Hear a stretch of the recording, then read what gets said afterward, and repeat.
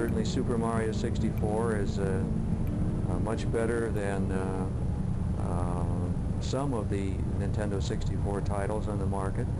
I guess the only quarrel that I would have with it is that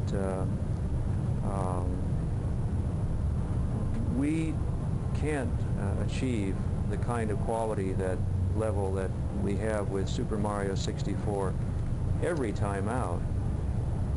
That's a goal, and the only thing that I can say is that we're concentrating on that goal, and I think that the kind of quality that you would see in either Bond or 007 or Conqueror's Quest or Banjo-Kazooie demonstrates that by concentrating on that and working at it as our goal, that we are successful most of the time.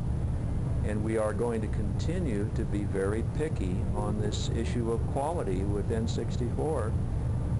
Sometimes we'll succeed, sometimes we won't. But we don't plan on lessening our standards.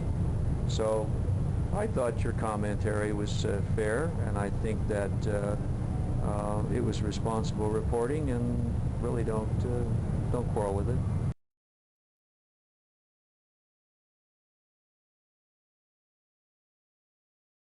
There is a Donkey Kong game in the works. Right.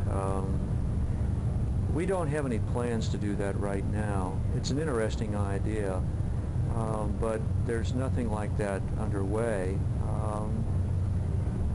I think game developers like to concentrate on new stuff, and it's pretty difficult to try to convince a Mr. Miyamoto that he ought to spend time on bringing out classic titles when he's busy on things like Zelda 64.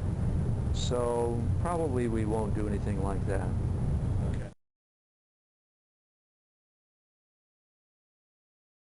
Well, as you know, we've had a relationship with Rare since the early 1980s. And we have been friends with the Stampers and Joel Hochberg since the days that when Nintendo was in the coin-op business.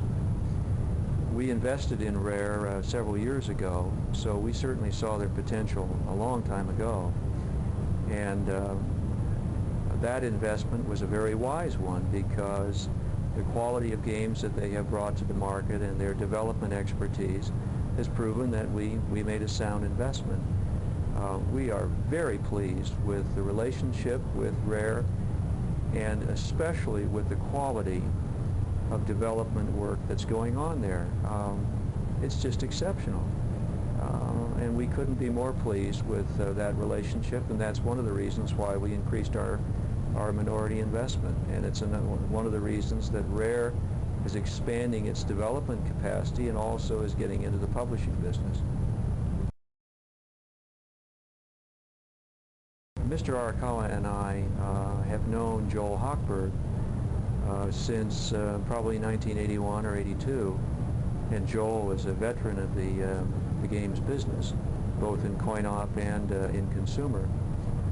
Joel brought Chris and Tim Stamper to Nintendo in 1984. They had figured out a way to reverse engineer the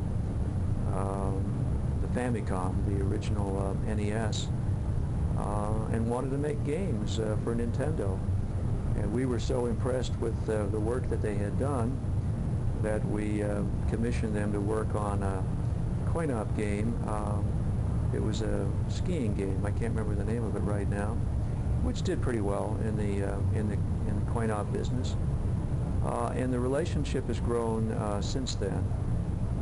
Now we are in literally daily contact with Rare, and that's not just contact out of Redmond, but also out of Kyoto.